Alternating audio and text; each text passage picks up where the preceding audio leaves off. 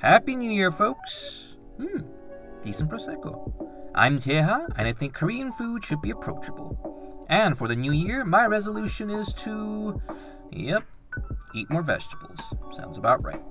And what's a healthier vegetable than kale? So here are 3 Korean kale recipes to start off the year a little greener. Okay, so yes, kale is not traditionally used in Korean cooking, but kale is a member of the brassica family, which include cabbage, mustard greens, and radish. And Koreans love these vegetables to death, especially because these cruciferous vegetables respond particularly well to gentle simmers and slow braises in soups and stews. And that's why the kale of the day is dinosaur kale, or Tuscan kale, or cavolo nero, which is a black cabbage in Italian. These are super common in minestrone and ribollita because they have these curly and velvety leaves that not only hold on to broth, but braise down to smooth and tender sheets. So of course, the first recipe is a kale and beef doenjang, or Korean bean paste soup. Roughly chop about 1 bundle of kale, making sure the chopped leaves are slightly bigger than the stems.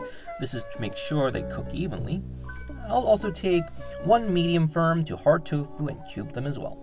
Now to the stock. You could use water, or vegetable stock, or anchovy stock, but I have a leftover ribeye steak, so I'll make a quick beef stock with that. Cube the meat, throw them into a dry pot with a bone until they render out their fat. Dump in some warm water and let it simmer for about 45 minutes. Throw in the chopped kale and simmer for another 20. When the kale looks cooked but still firm, now is the time for the all-important bean paste.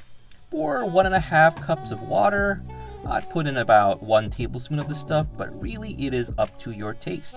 You can make this paste the only source of salt, put less in, add in soy sauce or salt for a mellower flavor. So okay, a long aside.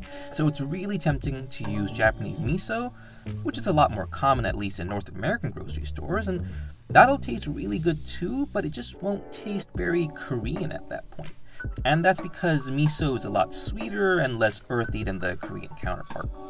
Well, there is a Japanese miso called hacho miso or red miso that is a lot more similar to the Korean doenjang, so you can use that instead. Anyhow, back to our regularly scheduled programming. You want to stir in the bean paste so it dissolves, add in the cubed tofu when the kale is tender, boil for another 5 minutes, and voila! Kale, beef, and tofu doenjang. The traditional green for the soup is either turnip greens or spinach, also in the brassica family, but the almost mineral earthiness of kale just works so uniquely well with the savory soybean paste. Have it with rice and some kimchi, and this is my favorite cold weather meal. Speaking of rice, we're making Kale rice. So Koreans will put anything into rice, but especially fibrous vegetables like Korean thistle or soybean sprout. For 1 cup of uncooked rice, we'll take 4 to 5 leaves of kale and finely chop them, as fine as you would cabbage for making coleslaw.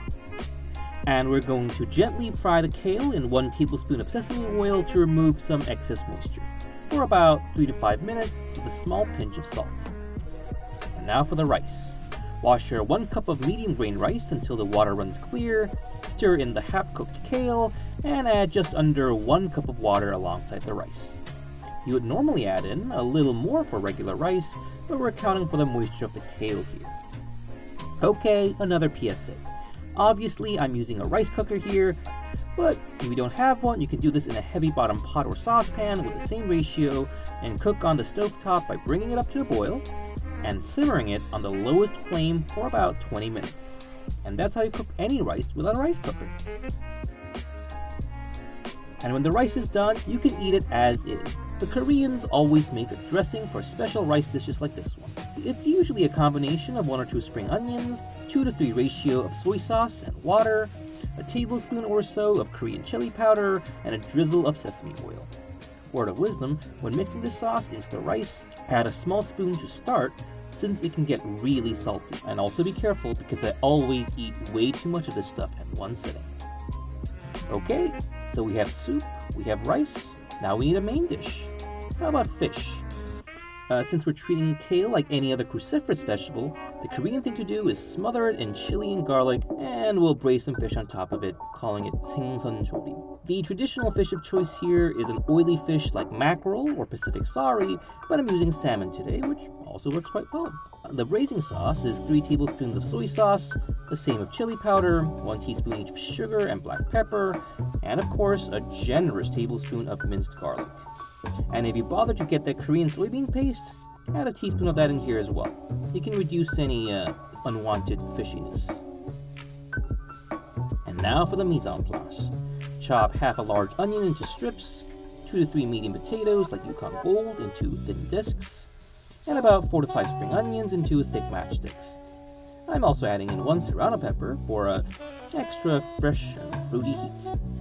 And no, I didn't forget, about 3 to 4 leaves of roughly chopped kale, and about a cup of kimchi.